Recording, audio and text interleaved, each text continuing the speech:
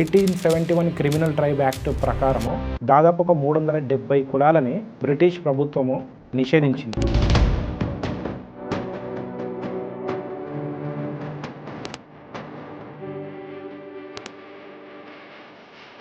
ఉత్తర భారతదేశంలో స్వాతంత్ర ఉద్యమం జరుగుతుంటే అది 2-3 రోజులలోనే సౌత్లో తెలిసిపోయేది. అంటే అంత ఈజీగా ఎట్లా తెలుస్తుంది అని చెప్పి వాళ్ళు చాలా ఎంక్వైరీ చేసింది. ఇదంతా ఎలా తెలిసిందంటే ఈ సంచార జాతులు ఏం చేసేవాళ్ళు అంటే ఒక ఊరి నుంచి ఒక ఊరికి తిరుగుతూ రామాయణము, బుర్రకథ, హరికథ ఆ రూపంలో వీళ్ళు చెప్పేవాళ్ళు. గూఢచారి వ్యవస్థ లాగా పనిచేసింది. అసలు బ్రిటిష్ ప్రభుత్వం వాళ్ళు ఎట్లా గుర్తించింది అన్న? చిన్న చట్టం మీద తీసుకొచ్చిండ్రు, దీన్ని ఇక్కడ అమలు చేయబోతున్నారని చెప్పి బ్రిటిష్ వాళ్ళకంటే ముందే సంచార జాతులు కనిపెట్టి ఆ ఊరు వారు తెలుసుకొని వేరే ఊరికి నాటకానికో ప్రదర్శనకో భిక్షాటనకో దేనికో వెళ్ళినప్పుడు అక్కడ వాళ్ళకి చెప్పేవాళ్ళు. అంటే అట్లా ఈ దేశం మొత్తం ఒకప్పుడు సోషల్ మీడియా ఎట్లయితే పనిచేసిందో సంచార జాతులు అట్లా పనిచేసినాయి. వంశరాజులు అని ఉంటారు. మామూలుగా ఏ కులానికైనా సరే కులం పేరు అనేది ఉండాలి. వంశరాజుల పరిస్థితి ఎట్లుందంటే ఇప్పుడు పిచ్చకుంట్ల అనే పేరు తరతరాల నుంచి వస్తుంది. ఇప్పుడు వాళ్ళు ఏ స్థాయికి వచ్చిందంటే మాకు ఆ కులం పేరే వద్దండి, మాకు ఆ పేరే వద్దంటున్నారు. చెప్రి అని మాట్లాడతారు. చెప్రి అనేది ఒక కులం, దుమ్మరోడా అని చెప్పి తిట్టడం. దుమ్మర్ కులం ఉంది మనకి, పిచ్చకుంట్లోడు అంటాం మనం. అన్ని రకాలు ఇన్ని సంవత్సరాలు మనం ఆ బూతులుగా మనం తిడుతూ వాళ్ళని మనం అవహేళన చేస్తూ వచ్చినాం. ఇప్పటికైనా సమాజం అది గుర్తించాలి. వాళ్ళకు బట్టలు ఉండవు, వీళ్ళు ఎవరో బట్టలు ఇస్తారు, వాళ్ళకి ఆ బట్టలు సెట్ కావు. వాళ్ళు వేసుకున్నంత మాత్రాన ఈ సినిమాలలో ఇట్లా అంటారండి బుడబొక్కలు లాగున్నామని. మీరు తిట్టాలని అనుకుంటే పిల్లల్ని దండించడం తప్పలేదులే, కానీ ఇట్లా కులాల పేర్లు పెట్టి ఒక కులాన్ని కించపరుచుకుంటూ మన పిల్లలను తిట్టడం అది మంచి పద్ధతి కాదమ్మా. అది ఎందుకంటే తర్వాత రానున్న తరాలకు కూడా అదే అలవాటు అయిపోతూ ఉంటుంది. 75 సంవత్సరాలు అయింది, ఇప్పటికీ మారకపోతే ఇంకా 100 సంవత్సరాలైనా సరే ఇది ఇట్లనే కంటిన్యూ అవుతూ ఉంటుంది.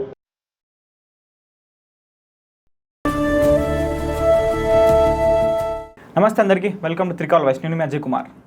సో మనం సరికొత్త పాడ్కాస్ట్తో మళ్ళీ వచ్చాము. ఈరోజు మన గెస్ట్ ఎవరంటే మిట్టపల్లి చిరంజీవి గారు, విముక్త సంచార జాతుల అభివృద్ధి మండలి స్టేట్ జనరల్ సెక్రటరీ గారు. సో వారిని అడిగి ఈరోజు మనం సంచార జాతులు అంటే ఏంటి, 1871 బ్రిటిష్ తీసుకొచ్చిన చట్టం ఏంటి, క్రిమినల్ ట్రైబల్ యాక్ట్ అండ్ రకరకాల ప్రభుత్వం ఇప్పుడు ఏం చేస్తుంది, వీళ్ళు అసలు నోటిఫైడ్ ట్రైబ్స్ అంటారు, అసలు ఎవరు వీళ్ళు, ఇట్లా అనేక రకాల ప్రశ్నలపై మనం వారిని అడిగి మనం తెలుసుకుందాము. సో లెట్స్ వెల్కమ్ చిరంజీవి గారు. అన్న నమస్కారం. నమస్తే అన్న. జనరల్గా సంచార జాతులు అని అనగానే చాలామందికి తెలియదు ఫస్ట్ సంచార జాతులు అంటే ఏంది అని అనుకుంటారు. ఈ మధ్య బాగా ఏమంటారు సమాజంలో పనిచేస్తారు చాలామంది, ఆ సంచార జాతులు మనం అభివృద్ధి చేయాలి అని చెప్పేసి. ఇంకో పెద్ద కన్ఫ్యూజన్ ఏంటంటే ఈ సంచార జాతులు అనే వాళ్ళు కొంతమంది బీసీలు ఉన్నారు అంటారు, ఎస్సీలు ఉన్నారు అంటున్నారు. ఇంకొక రకంగా అసలు ఈ సంచార జాతులు అనే అసలు లేనే లేరు, ఏడున్నారు అనేవాళ్ళు, ఆ వర్గం కూడా కొంతవరకు ఉంది. సో ఇట్లా అనేక రకాల ప్రశ్నలు చాలా ఉన్నాయన్న నాలో. సో మిమ్మల్ని అడిగి ఒక్క దానిపైన సమాధానం తీసుకుందామని మిమ్మల్ని పిలిచాను. ఫస్ట్ చెప్పండి, అసలు ఈ విముక్త జాతులు అంటే ఏంటి అండ్ సంచార జాతులు అంటే ఏంటి, అసలు ఎవరు వీళ్ళు మనం ఎట్లా గుర్తించాలి? అంటే వీళ్ళు సంచార జాతులు, విముక్త జాతులు అంటే వాళ్ళు ఏం ప్రత్యేకమైన ఉండరు, ఎవరు కూడా సమాజంలో కలిసిపోయారు చాలామంది. అంటే ఒక 50% మాత్రం ఇంకా బీద స్థితిలోనే ఉన్నారు. సంచార జాతులు అంటే ఒక ప్లేస్ నుంచి ఇంకో ప్లేస్కి, అంటే ఒక ప్రాంతం నుంచి ఒక ప్రాంతానికి వలస వెళ్ళే జీవులనే సంచార జాతులు అంటారు. విముక్త జాతులు ఎవరు అంటే బ్రిటిష్కి వ్యతిరేకంగా, అంటే మొదటి స్వాతంత్ర ఉద్యమం నుంచే పనిచేసిన వాళ్ళు విముక్త జాతులు. వాళ్ళని సంచార జాతులని, ఈ రెండు తెగలని, ఈ రెండు సెట్ ఆఫ్ పీపుల్ని దాదాపు ఒక 370 కులాలని బ్రిటిష్ ప్రభుత్వము నిషేధించి క్రిమినల్ ట్రైబ్ యాక్ట్ 1871లో తీసుకొచ్చింది. 1871 క్రిమినల్ ట్రైబ్ యాక్ట్ ప్రకారము అది ఎంత కఠినమైన చట్టం అంటే ఆ యొక్క కులంలో పుట్టినటువంటి శిశువు, అంటే ఆ మాత గర్భిణీ స్త్రీ ఉన్నప్పుడే ఆ గర్భంలో ఉన్నటువంటి పిండం నుంచే క్రిమినల్గా గుర్తించబడ్డారు. పుట్టుకతోనే నేరస్తులు. అంటే అబ్బాయో బాబో అమ్మాయో ఎవరో పుట్టినాక వారికి 14 సంవత్సరాలు వచ్చినాయి అనుకోండి, అంటే ఒక ఆలోచించే శక్తి వచ్చినాక ప్రతిరోజు పోలీస్ స్టేషన్కి వెళ్ళడము, సైన్ పెట్టి రావడము, మీరు ఏం చేస్తున్నారో చెప్పడము, వీళ్ళు ఎక్కడెక్కడికి వెళ్ళి తిరుగుతున్నారు అనేది మొత్తం పోలీస్ రికార్డ్స్లో ఉంటుంది అనమాట. అంటే ఇట్లాంటి ఇంకా కొన్ని జాతులు చాలా యాక్టివ్గా ఉండేవి. యాక్టివ్గా ఉండే వాళ్ళకు సపరేట్గా ఒక ఊరినే, ఫర్ ఎగ్జాంపుల్ మనం తీసుకుంటే స్టువర్ట్పురం తీసుకోండి. దొంగతనాలు చెయ్యరు, దొంగతనాలు కాదు, అంటే వీళ్ళు బ్రిటిష్ ప్రభుత్వానికి వ్యతిరేకంగా పనిచేస్తున్నారని చెప్పి వాళ్ళకంటూ ఒక సెంటర్ పెట్టడం, ఆ సెంటర్ పెట్టి దాంట్లో నుండి దానికి ఎప్పుడు పోలీస్ పహారా ఉండడం, వీళ్ళు ఎక్కడికి పోనీయకుండా, అంటే చాలా అరాచకాలు చాలా చేశారండి బ్రిటిష్ వాళ్ళు. ఇవే సంచార జాతులు, విముక్త జాతులు, సంచార జాతులు. అయితే వీళ్ళు బీసీలో ఉన్నారా, ఎస్సీలో ఉన్నారా, ఎస్టీలో ఉన్నారనే చాలామందికి డౌట్ ఉంది. అంటే ఇంతకు ముందుకు అనంతరామయ్య కమిషన్ 1972 ఆ ప్రాంతంలో ఆ కమిషన్ రాకముందుకు వీళ్ళకంటే సపరేట్ షెడ్యూలే ఉండేది. డిఎన్టీస్ అనేవాళ్ళు, డీనోటిఫైడ్ అండ్ నొమాడిక్ ట్రైబ్స్కి మనకి ఏదైతే కుల సర్టిఫికేట్ ఉంటుందో, కుల సర్టిఫికేట్లో ఇప్పుడు మనకు బీసీ వాళ్ళకు బీసీ ఉంటుంది, ఓసీ వాళ్ళకు ఓసీ ఏదైతే ఉంటుందో అట్లా డిఎన్టీ అని చెప్పి సపరేట్గా ఒక కుల షెడ్యూలే ఉండేది. ఆ షెడ్యూల్ని తీసేసి కులాల వారి ఇప్పుడు ఆ సంచార జాతులు, విముక్త జాతులు ఉన్నటువంటి కులాలని వారి స్థితిగతులను చూసి ఎస్సీలో వేయాల్సిన వాళ్ళని ఎస్సీలో వేశారు, బీసీలో వేయాల్సిన వాళ్ళని బీసీలో వేశారు. అట్లా డిఫరెంట్గా పనిచేసేసారు. దానివల్ల కూడా చాలా అన్యాయం జరిగింది. ఎందుకంటే బీసీలో ఎక్కువ శాతం కులాలు 55 కులాలు బీసీలో ఉన్నాయి మన తెలంగాణ రాష్ట్రంలో తీసుకుంటే. బీసీలో ఉండడం వల్ల బీసీలో అధిక కులాలు, ధనిక కులాలు చాలా ఉంటాయి. బీసీలో ఏదన్నా గవర్నమెంట్ ఏదైనా స్కీమ్ తీసుకొచ్చినా సరే ఈ కింది స్థాయి వాళ్ళకి అందట్లేదు. దానివల్ల చాలా ఇబ్బందులకు గురవుతున్నారు. ముందు మాట్లాడదామన్నా అసలు ఏం జరుగుతుంది అనేది. క్రిమినల్ ట్రైబల్ యాక్ట్ని మన భారత ప్రభుత్వం రాగానే దాన్ని మళ్ళీ డీనోటిఫైడ్ అని చెప్పేసి ఇంకొక చట్టం తీసుకొచ్చి పెట్టారు కదా, మార్చారు. సో వీళ్ళందరినీ కూడా సమాజంలో కలపాలి అని చెప్పేసి చట్టం తీసుకొచ్చి పెట్టారు. అవునవును. అయితే క్రిమినల్ ట్రైబల్ యాక్ట్ 1871లో తీసుకొచ్చాక నెహ్రూ గారు 1947లో మనకు స్వతంత్రం వస్తే 1953 అంటే దాదాపు ఒక 5 సంవత్సరాలు ఆ యాక్ట్ అలాగే కొనసాగింది. అది అలాగే ఉంది. తర్వాత నెహ్రూ గారి చొరవతోని కొంతమంది ఇంకా మన సర్దార్ వల్లభాయ్ పటేల్ గారు వీళ్ళందరూ కూడా నేతృత్వంలో ఆ యాక్ట్ని తీసేశారు. తీసేసినాక కూడా ఎంబటే తీసేయొద్దు అనే ఒక ఆలోచనతోని వాళ్ళు ఏం చేశారంటే హ్యాబిచువల్ అఫెండర్స్ యాక్ట్ అని చెప్పి ఇంకో యాక్ట్, హ్యాబిచువల్ అఫెండర్స్ యాక్ట్ అని చెప్పి ఇంకో యాక్ట్ తీసుకొచ్చారు. ఆ యాక్ట్ కూడా సేమ్ దాదాపు దాంట్లో ఉన్న రూల్సే దీంట్లో ఉంటాయి. కాకపోతే అంత కఠినంగా ఉండకపోయినా కానీ కూడా ఇది కూడా కొంచెం కఠినమైన చట్టమే. దీన్ని కూడా తీసుకొచ్చారు. తర్వాత మెల్లమెల్లగా అది పోయింది. కాకపోతే పేపర్ల పైన అయితే తీసేశారు ఈ యాక్ట్ని. కానీ ఈ పోలీసు వ్యవస్థలో పోలీసు వాళ్ళు ఈ జనాలను చూసే దృష్టి మాత్రం మారలేకపోయింది. ఎన్ని సంవత్సరాలు, 75 సంవత్సరాలు అయినా కానీ కూడా ఆ దృష్టి అలాగే ఉంది, వాళ్ళ బాధలు అలాగే ఉన్నాయి. నాకు మనం క్రిమినల్ ట్రైబల్ యాక్ట్ గురించి స్పెసిఫిక్గా మాట్లాడుతున్నప్పుడు అసలు బ్రిటిష్ ప్రభుత్వం వాళ్ళు ఎట్లా గుర్తించిందన్న వీళ్ళు పలానా వాళ్ళు వీళ్ళని ఇందులోకి వేయాలని చెప్పేసి వాళ్ళు ఎట్లా అనుకున్నారు? మనము ఇందాక అనుకున్నాం కదా, దీంట్లో 2 రకాలు ఉంటుందని. ఒకటేమో సంచార జాతులు, ఒకటేమో విముక్త జాతులు.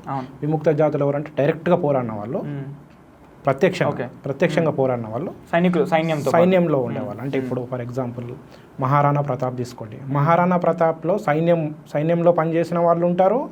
అలాగే వాళ్ళకు ఆయుధాల సరఫరా. ఇప్పుడు మనం చూస్తుంటాం రోడ్డు మీద, ఇప్పుడు వాళ్ళు పాపం తినడానికి కూడా లేకుండా రోడ్డు మీద ఫుట్పాత్ల పైన కష్టపడుతున్నారు. చిన్న చిన్న టెంట్లు వేసుకొని మనకు పనిముట్లు, వ్యవసాయానికి సంబంధించిన వస్తువులు తయారు చేస్తుంటారు. వాళ్ళు అప్పుడు మహారాణా ప్రతాప్ యొక్క సైన్యానికి తల్వార్లు, బయలుకమ్మరోళ్ళు, తల్వార్లు, పెద్ద పెద్ద బల్లాలు ఇవన్నీ తయారు చేసి వాళ్ళకి ఇచ్చారు.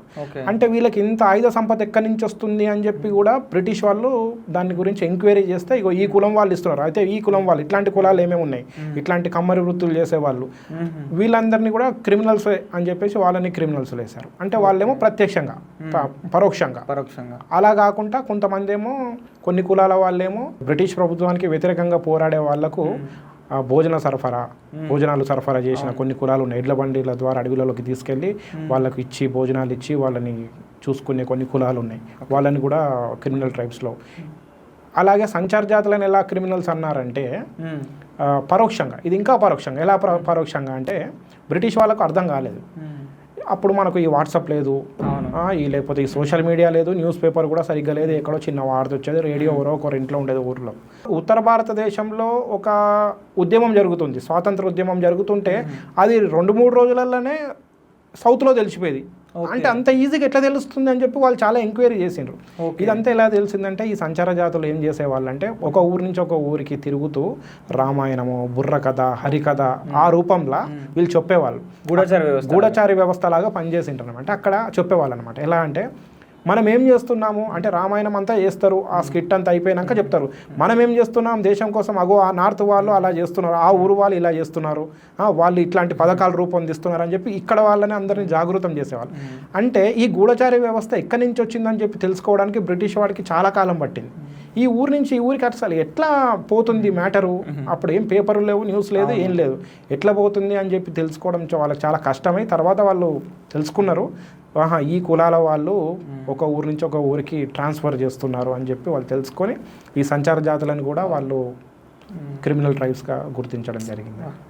నిజమైన వాళ్ళు ఎంత గొప్ప చరిత్ర వాళ్ళది. దేశం కోసం వాళ్ళు ఇప్పుడు రా ఏజెంట్స్ అంటుంటాం మనము, ఒకప్పుడు వాళ్ళే కదా రా ఏజెంట్స్ అంటారు కదా, వాళ్ళప్పుడు పని చేయడము, చెప్పడము, కదలికలను అన్నింటినీ కూడా గుర్తించి ఈ బ్రిటిష్ వాళ్ళు ఇది రూపొందిస్తున్నారు, ఈ ఏదో చిన్న చట్టం ఏదో తీసుకొచ్చిండ్రు, దీన్ని ఇక్కడ అమలు చేయబోతున్నారు అని చెప్పి బ్రిటిష్ వాళ్ళకంటే ముందే సంచార జాతులు కనిపెట్టి ఆ ఊరు వారు తెలుసుకొని వేరే ఊరికి నాటకానికో ప్రదర్శనకో భిక్షాటనకో దేనికో వెళ్ళినప్పుడు అక్కడ వాళ్ళకి చెప్పేవాళ్ళు. అంటే అట్లా ఈ దేశం మొత్తం ఒకప్పుడు సోషల్ మీడియా ఎట్లయితే పనిచేసిందో సంచార జాతులు అట్లా పనిచేసినాయి.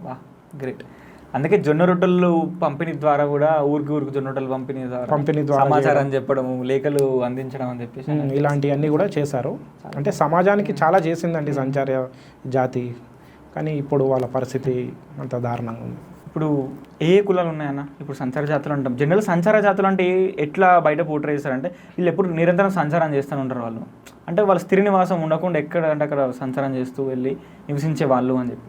కానీ మీరేమో పుట్టుకతో నేరస్తులు అని చెప్పేసి ఇట్లా అన్నారు కదా, సో అసలు వాళ్ళని ఎట్లా గుర్తించాలి మనము? పుట్టుకతో నేరస్తులని నేను అనలేదు, అదే బ్రిటిష్ ప్రభుత్వం తీసుకొచ్చిన చట్టం ప్రకారం, ఆ చట్ట ప్రకారము అసలు వాళ్ళు ఎవరెవరు ఏ కులాల వాళ్ళని మనం ఆ విధంగా అన్నారు వాళ్ళు. సో మన తెలంగాణ స్టేట్లో ఏ కులాలు ఉన్నాయి, ఎన్ని కులాలు ఉన్నాయి? తెలంగాణ స్టేట్లో 70 కులాలు ఉన్నాయండి, 70కి పైన ఉన్నాయి, 70 ఉన్నాయి. ఆల్ ఓవర్ ఇండియాలో 450, 500 చిలుకున్నాయి. తెలంగాణ వరకు తెలంగాణ ఆంధ్ర ఉమ్మడిగా ఉన్నప్పటి నుంచి ఒక 70 కులాలు ఉన్నాయండి. 70 కులాలలో 50 కులాలు BCAలో ఉన్నాయి. ఓహో, బీసీలో ఉన్న ట్రైబల్స్ కాదు, వీళ్ళు ట్రైబల్స్ కాదు, సంచార జాతులు సంచార తెగలు అంటారులే కానీ ట్రైబల్స్గా రారు, వీళ్ళకేం ఎస్టీ రాదు, BCAలో ఉన్నారు. BCAలో 57 కులాలలో ఒక 3 కులాలు, ఈ చాకలి, మంగలి, ఇంకోటి అగ్నికుల క్షత్రియాస్ అంటారు కదా, ఇక్కడనేమో బెస్త వాళ్ళు అంటారు, వాళ్ళు గంగపుత్రులు. ఈ ముగ్గురిని తీసేస్తే మిగతా అందులో ఉన్న కులాలన్నీ కూడా సంచార జాతులు. ఇది ఎస్సీలో కొన్ని కులాలు ఉన్నాయి, ఎస్సీలో ఒక 10 కులాలు దాకా ఉన్నట్టున్నాయి. ఈ హోలియ దాసరి, డక్కలి, చిందు, మాస్తిని ఇట్లాంటి కులాలు ఒక 10, 7, 8 ఉన్నట్టున్నాయి. ఎస్టీలో ఒక 2 ఉన్నాయి. ఎరుకల, యానాదుల వాళ్ళు, ఇలాంటి కులాలు ఒక 2 ఉన్నాయి. ఎస్టీ పిట్టలోళ్ళు అంటే పార్ది అంటారు కదా, వాళ్ళు ఉన్నారు.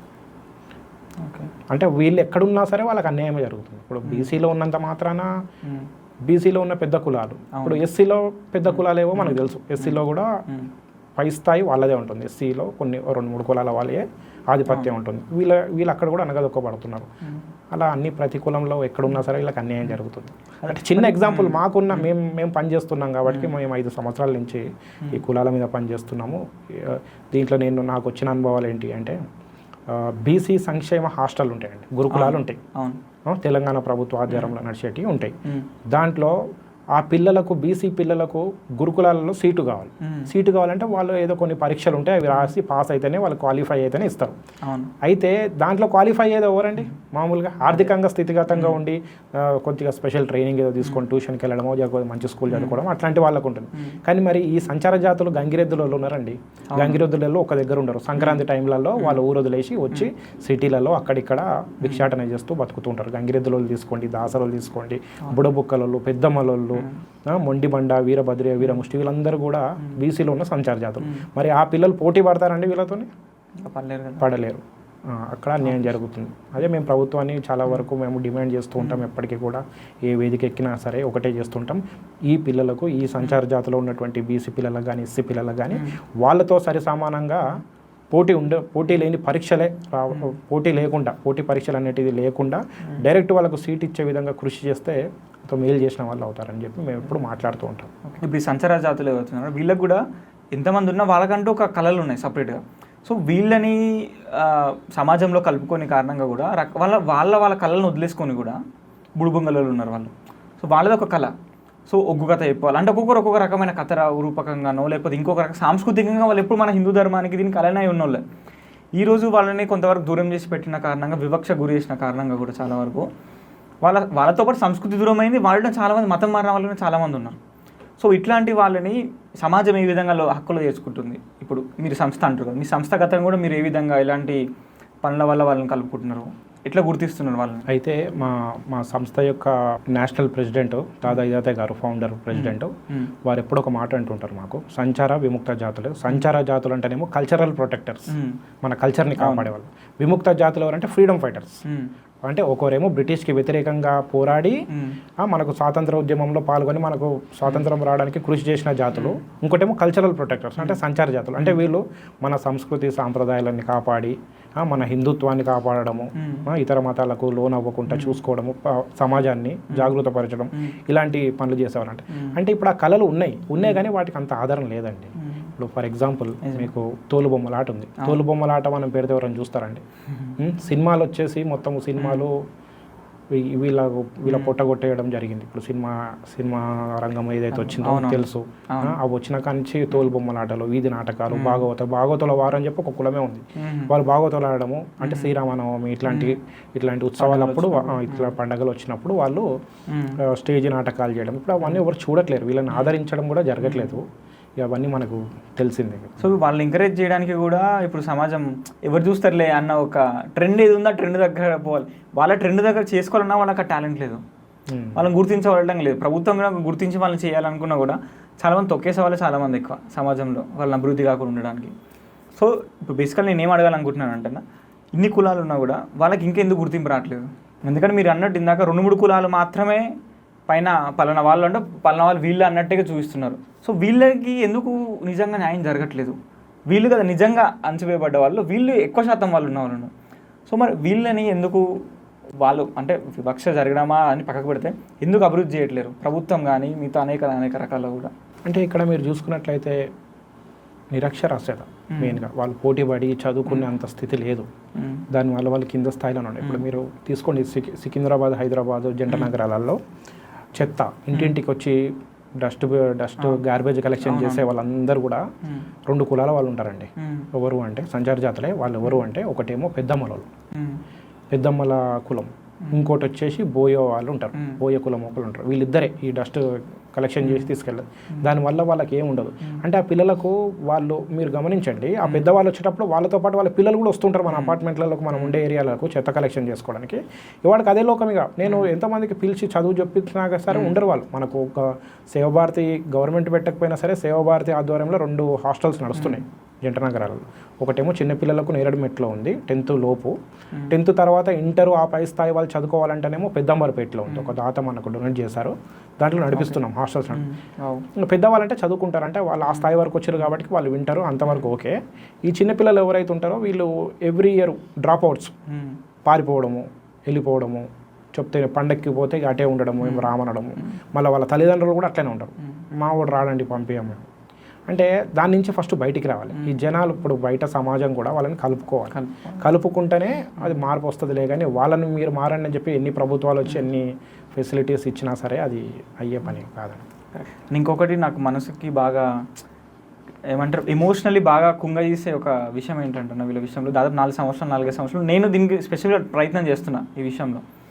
నాకు ఈ క్రిమినల్ ట్రైబల్ యాక్ట్ గురించి చదువుతున్నప్పుడు, తర్వాత 2-3 సమావేశాల్లో దాని గురించి మాట్లాడినప్పుడు నాకు అనిపించింది, నిజంగా తెలిసి ఎంత పెద్ద పాపం మూట కట్టుకుంటున్నామంటే, అంటే అందరి సమాజం కూడా వీళ్ళని అణచివేయడము, లేకపోతే వాళ్ళకి నిరక్షరాస్యతలో ఉండడం అదంతా పక్కకు పెడితే, మాటల్లో బూతు పదంగా వాళ్ళని పెట్టడం, అంటే దుమ్మరోడా అని చెప్పి తిట్టడం. దుమ్మరు కులం ఉంది మనకి, పిచ్చకుంట్లోడు అంటాం మనం. అంటే చెప్పుకుంటూ పోతే అనకూడదు తప్పు, కానీ అన్ని రకాలు ఇన్ని సంవత్సరాలు మనం ఆ బూతులుగా మనం తిడుతూ వాళ్ళని మనం అవహేళన చేస్తూ వచ్చినాం. ఇప్పటికైనా సమాజం అది గుర్తించాలి. ఇప్పుడు మీరు ఇందాక అడిగిన క్వశ్చన్ ఇది సేమ్ రిలేటెడ్, అది కూడా అంతే. అంటే ఫస్ట్ సమాజంలో మార్పు రావాలంటే, ఇప్పుడు ఒక 2 వ్యక్తులు మీరు రాజకీయంగా పరంగా తీసుకోండి, సినిమా వాళ్ళని కూడా తీసుకోండి, సినిమాలలో కూడా ఈ కులాల పేరు బుడబుక్కల అని ఉందండి. బుడబుక్కల అనేది ఒక కులం. అది ఎలాంటి కులం అంటే మామూలు కులం కాదు. ఇప్పుడు మామూలుగా అన్నిలాగా యాచక వృత్తి కాదు. బుడబుక్కల అనే కులము సంక్రాంతి సమయాలలో, అంటే వాళ్ళు ఎట్లా సమాజానికి వాళ్ళు ఎట్లా సేవ చేస్తారు అనేది ఒక చిన్న ఎగ్జాంపుల్ చెప్పండి మీకు. సంక్రాంతికి అది హార్వెస్టింగ్ ఫెస్టివల్. అంటే రైతుల పండగ. రైతుల పండగకి రైతు అప్పటికే కోతలు వచ్చేస్తుంది. వరి కుప్పలు, ధాన్యాలు ఇదంతా కూడా తీసుకొచ్చి ఒక దగ్గర కుప్ప పెడతారు. కుప్ప పెట్టినప్పుడు మరి దానికి రక్షణ ఉండాలా? దానికి ఇప్పుడు ఊర్లలో ప్రతి ఒక్క రైతు ఇంటికి రక్షణ పెట్టలేరు కదా పోలీసులు. మరి ఎవరు చేయాలి దాని రక్షణ? దానికి ఒక సెక్యూరిటీ అనేది ఉండాలా? దీనికోసము ఈ బుడబుక్కల అనే కమ్యూనిటీ వాళ్ళు ఏం చేస్తారు తెలుసా అండి? రాత్రి 12 తర్వాత వాళ్ళు యాచక వృత్తికి, అది కూడా యాచకం అంటే మామూలు యాచకం కాదు, దైవనామ స్మరణతో భవతి భిక్షాందేహి అని చెప్పి ఊరూరు తిరుగుతూ ఒక పహరా హుషార్ అని చెప్పి ఈ గూర్ఖా వాళ్ళు ఎట్లయితే చేస్తారో అట్లా దైవనామ స్మరణతోని వీళ్ళు ఊరంతా తిరుగుతూ ఉంటారు. అంటే దానివల్ల దొంగల భయం ఉండదు ఊరికి. ఓకేనా? అంటే రెండు జరుగుతున్నాయి ఇక్కడ. ఒకటేమో కల్చరల్, దేవుడి పాటలు పాడుకుంటూ దేవుడు మాటలు చెప్పుకుంటూ ఊరందరినీ జాగృత పరుస్తూ ఉంటారు. దొంగల బారి నుంచి ఈ రైతులను కాపాడతారు. ఇప్పుడు మరి వాళ్ళకు బట్టలు ఉండవు, వీళ్ళు ఎవరో బట్టలు ఇస్తారు, వాళ్ళకి ఆ బట్టలు సెట్ కావు. వాళ్ళు వేసుకున్నంత మాత్రాన ఈ సినిమాలలో ఇట్లా అంటారా అండి బుడబొక్కలను లాగున్నామని? అది ఎంతవరకు కరెక్ట్? సినిమాలలో వాళ్ళని కూడా చాలా పెద్ద తప్పు, బుడబొక్కలు కూడా అంటారు. అదొకటి. మరి ఈ వంశరాజులు అని ఉంటారు. పాపం వాళ్ళు కులం పేరు, మామూలుగా ఏ కులానికైనా సరే కులం పేరు అనేది ఉండాలి. వంశరాజుల పరిస్థితి ఎట్లుందంటే ఇప్పుడు వాళ్ళ తాత తరాల నుంచి వస్తుంది. పిచ్చకుంట్ల అనే పేరు తరతరాల నుంచి వస్తుంది. ఇప్పుడు వాళ్ళు ఏ స్థాయికి వచ్చిందంటే మాకు ఆ కులం పేరే వద్దండి, మాకు ఆ పేరే వద్దంటున్నారు. ప్రతి ఒక్క కులానికి పేరు మార్చుకున్నప్పుడు బ్రాకెట్లో ఈ పేరు ఉంటుంది. ఫర్ ఎగ్జాంపుల్ చాకలి ఉంది, రజక అని ఉంది, రజక చాకలి. రజక నుండి బ్రాకెట్లో చాకలి ఉండడానికి వాళ్ళకి ఏం అభ్యంతరం లేదు. చాకలి అనేది పెద్దగా తిట్టుపదం కాదు. కానీ ఈ సంచార జాతిలో ఉన్న కులాలు మాత్రం తిట్టుపదం లాగానే ఉపయోగిస్తున్నారు. సమాజం మార్పు రావాలి, రాజకీయ నాయకులలో కూడా మార్పు రావాలి. రాజకీయ నాయకులు ఇద్దరు ఉన్నారండి, తిట్టుకుంటుంటారు, ఆయనదే కులమో ఈయనదే కులమో. వాళ్ళిద్దరు తిట్టుకుంటూ ఈ సంచార జాతుల పేర్లు తీస్తూ ఉంటారు. పిచ్చకుంట్లో లెక్క చేస్తున్నాం ఏంటంటే వీళ్ళు ఎంత బాధపడతారండి. వీళ్ళ జనాభా పెద్ద జనాభాని, 1,00,000 పైననే ఉంటారు, 2 లక్షలు దాకా ఉంటారు. వాళ్ళు ఎంత బాధపడతారండి. అంటే వాళ్ళిద్దరు తిట్టుకోవడానికి మా కులాన్ని వాడుకుంటున్నారు. వాళ్ళు బయటకు వచ్చి చెప్పలేని పరిస్థితి ఈరోజు. వాళ్ళు రోడ్డు మీదకి వచ్చి ప్రొటెస్ట్ చేయలేని పరిస్థితి. దానికి కూడా నవ్వుతారు. రాజకీయంగా వాళ్ళకి పెద్ద ఆదరణ లేదు, జనాలలో చదువుకోలేదు. జనాలలో మార్పు రావాలి. మన పిల్లల్ని కూడా మనం ముందు నుంచి ట్రైన్ చేయాలి. తిట్టుకోవద్దు, ఇలాంటి మాటలు తిట్టకూడదు, వీళ్ళు కూడా మనుషులే, వీళ్ళకు కూడా ఆత్మాభిమానం ఉంటుంది అనేది మనము సమాజంలో మార్పు వస్తేనే అవుతుందిలే. కానీ ఏ గవర్నమెంట్ రూల్స్ తీసుకురావడం వల్లనో దానివల్ల అవ్వదండి. ఇంకొక ఉదాహరణ చెప్తానండి.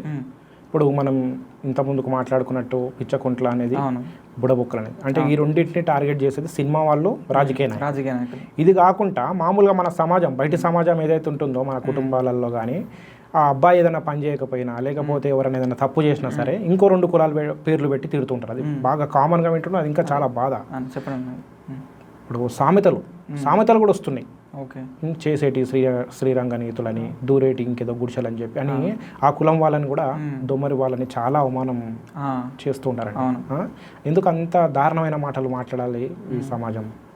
మనం పిల్లలకు కూడా మనం చెప్పాలి, అమ్మ మేము మామూలుగా మా సంస్థ నుంచి కానీ మా కులాల నుంచి కానీ మేము ఒకటే కోరుకుంటాం ఏంటంటే, మీరు తిట్టాలని అనుకుంటే పిల్లల్ని దండించడం తప్పులేదులే, కానీ ఇట్లా కులాల పేర్లు పెట్టి ఒక కులాన్ని కించపరుచుకుంటూ మన పిల్లలను తిట్టడం అది మంచి పద్ధతి కాదమ్మా. అది ఎందుకంటే తర్వాత రానున్న తరాలకు కూడా అదే అలవాటు అయిపోతూ ఉంటుంది. ఇంకా 75 సంవత్సరాలు అయింది, ఇప్పటికీ మారకపోతే ఇంకా 100 సంవత్సరాలైనా సరే ఇది ఇట్లనే కంటిన్యూ అవుతూ ఉంటుంది. ఇదొక కులం. మళ్ళీ డక్కలి వాళ్ళ పరిస్థితి ఎంత దారుణంగా ఉంటుందంటే అండి, మామూలుగా మీకు సంచార జాతులు ఎవరు అంటే ఇంతకుముందుకు మనం మాట్లాడుకున్నట్టుగా కల్చరల్ ప్రొటెక్టర్స్. ఓకే, ఈ సమాజంలో ఎన్ని కులాలు ఉన్నాయో ప్రతి కులానికి ఒక ఆశ్రిత కులం అని ఉంటుందండి. అంటే ప్రతి కులంకి వాళ్ళ యొక్క వంశావళి, వాళ్ళ యొక్క పెద్దలని కీర్తించుకుంటూ వాళ్ళ ఇంట్లో లేదా మంచి చెడ్డలు దావతులు కానీ ఎవరైనా చనిపోయినా సరే ఈ ఒక కులం వెళ్ళి, అంటే ప్రత్యేకమైన ఒక కులానికి ఒక కులమే ఉంటుంది. ఫర్ ఎగ్జాంపుల్ ఒక చిన్న ఎగ్జాంపుల్ చెప్తాను. రెడ్డి అని ఒక కులం ఉంది.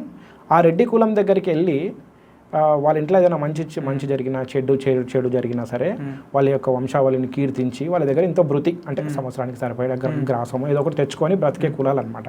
అంటే రెడ్డి కింద వీళ్ళు వంశరాజులు వెళ్తారు.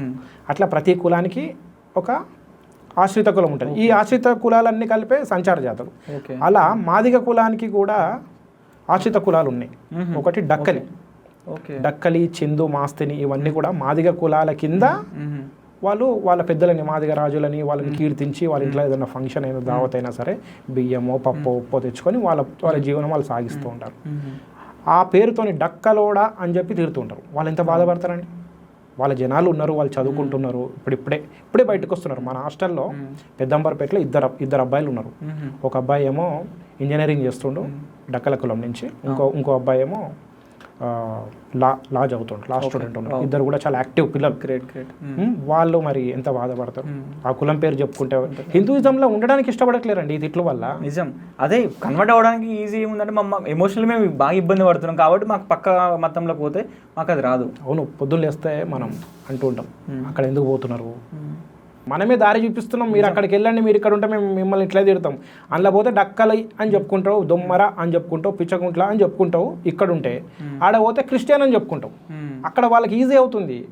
అంటే ఈ కులాలన్నీ అటు పోవడానికి మనమే దారి చూపిస్తున్నాం తెలియకన్నా. అంటే ఒక సెట్ ఆఫ్ జనరేషన్ పాస్ అయిన తర్వాత అదొక వాడుక భాషలుగా మారిపోయిన కారణంగా ఇప్పుడు చెప్తే వింటారు సమాజం. ఎందుకంటే సోషల్ మీడియా ఇంత అప్డేట్ అయింది. అరే మనం ఎందుకు తిట్టాలి అంటే సమాజం ఎంతవరకు అంటే ఒకరిని కించపరచడం తప్పు అనే వరకు వాళ్ళు వచ్చిర్రు.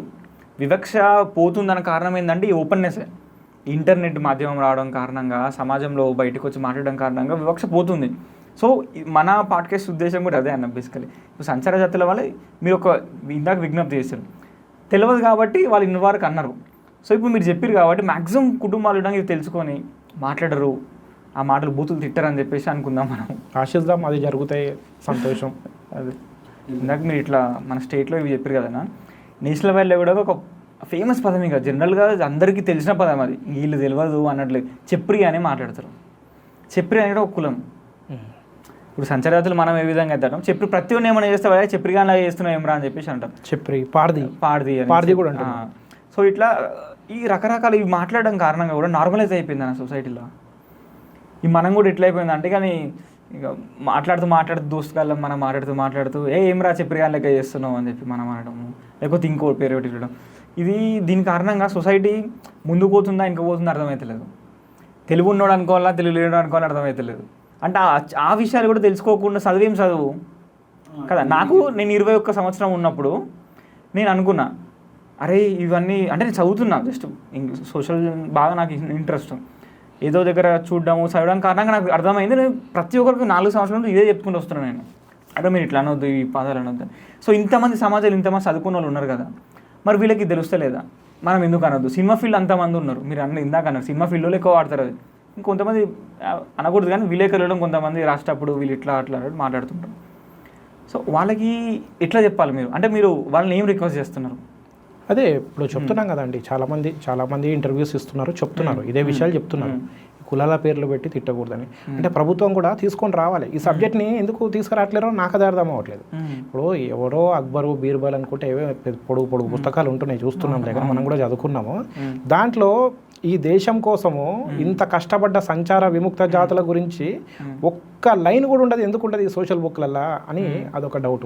అంటే అది తీసుకొస్తే పిల్లలకు అర్థమవుతుంది, ఓహో ఇన్ని కులాలు ఉన్నాయా, వీళ్ళు ఉన్నారా, ఈ కులాలు మన దేశం కోసము ఇంత కష్టపడ్డారా, ఇలాంటి అంతా కూడా బయటకు వస్తూ ఉంటుంది, తెలుస్తుంటుంది. జనాలకు తెలిస్తే ఆటోమేటిక్ మార్పు అనేది వస్తూ ఉంటుంది. ఒకేసారి రాదు, మెల్లమెల్లగా తీసుకుపోవాల్సిన బాధ్యత మీలాంటి విలేకరులకు ఉంటుంది, ఈ సమాజానికి ఉంటుంది. మా మీద అయితే పెద్ద బాధ్యత అయితే ఉంది, మా పని మేము చేస్తూ ఉంటాం. ఇక అందరూ వాళ్ళ పని వాళ్ళు చేసుకుంటుంటే మార్పు అనేది ఆటోమేటిక్ వస్తుంది. అంటే మనం స్టార్టింగ్ మాట్లాడినాం, మనం మళ్ళీ కొంచెం డీటెయిల్గా మాట్లాడదాం దీని గురించి. ఎందుకంటే నాకు మదిలుండి పోతలేదు అది ప్రశ్న, నాకు సమాధానం పూర్తిగా రాలేదు, అందుకే అడుగుతున్నా. నిజంగా ఒకవేళ వీళ్ళు చాలా ఇబ్బంది పడ్డ కులాల వాళ్ళు, టు బి ఫ్రాంక్ చెప్పాలంటే సంచార జాతులు కానీ మీరు చెప్పారు కదా, వీళ్ళని అయితే ఒక పర్టికులర్ రిజర్వేషన్లు వేయాలి. వీళ్ళందరూ బీసీలు ఎందుకు కలిపారు అని మిగతా కులాల్లో వీళ్ళని కొన్ని ఎందుకు కలపాల్సి వచ్చింది? నిజంగా వాళ్ళు ఇబ్బందులో గురైనప్పుడు ఎస్సీకో ఎస్టీకో కలిపి వాళ్ళకి ఒక రిజర్వేషన్ ఇచ్చేసి వాళ్ళని అప్లిఫ్ట్ చేయొచ్చు కదా. కొంతమందిని ఇందులో కొంతమంది వాళ్ళని ఎందుకు చేయాల్సి వచ్చింది? ఇందులో ముఖ్యమైన పాత్ర ఎవరిది? అదే చెప్పాను కదండి ఇంతకుముందుకు, అనంతరామయ్య కమిషన్ 1972లో. ఇప్పుడు ఆల్రెడీ మనకు బీసీ కమిషన్ ఉంది, ఎస్సీ కమిషన్ ఉంది. అంటే ఈ మధ్య మళ్ళీ ఎస్సీ ఎస్టీ 2 విడిపోయి ఎస్టీ కమిషన్. అంటే ఇన్ని కమిషన్లు ఎందుకు ఉండాలి, ఇన్ని రకాల వ్యవస్థలు ఎందుకు ఉండాలి అనే ఉద్దేశంతోనో తెలియదులే. కానీ అప్పుడు వీళ్ళు ఏం చేశారంటే, ఈ సంచార జాతులకు అన్నిటికీ సపరేట్ ఉంటుండే మొత్తానికి డిఎన్టీ, ఆ సర్టిఫికేట్ ఉండేది వాళ్ళకు, డీనోటిఫైడ్ ట్రైబ్స్.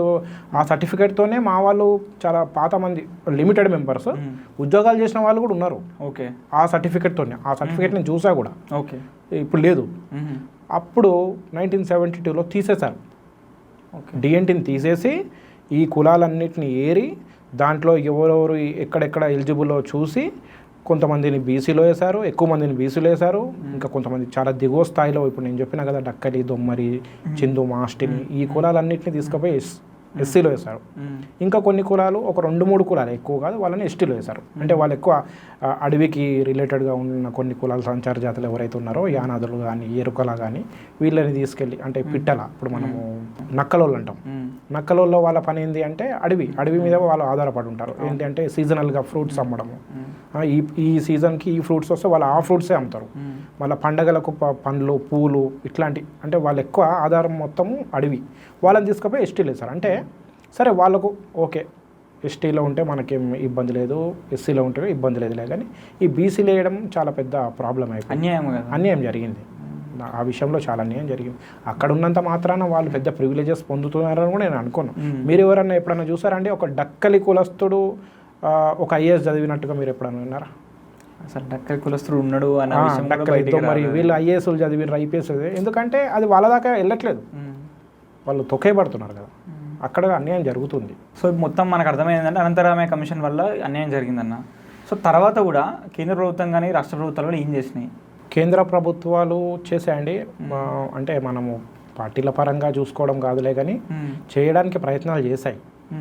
నరేంద్ర మోడీ ప్రభుత్వం ఏదైతే ఇప్పుడు మన భాజపా ప్రభుత్వం ఏదైతే వచ్చిందో దాని తర్వాత వాళ్ళు 2014 తర్వాత 18 ఆ సమయంలో బోర్డు పెట్టారు సంచార జాతుల కోసము. దేశవ్యాప్తంగా ఉన్న సంచార విముక్త జాతుల కోసం ఒక బోర్డు ఒకటి పెట్టారు. అంతవరకు బోర్డు కూడా లేదు.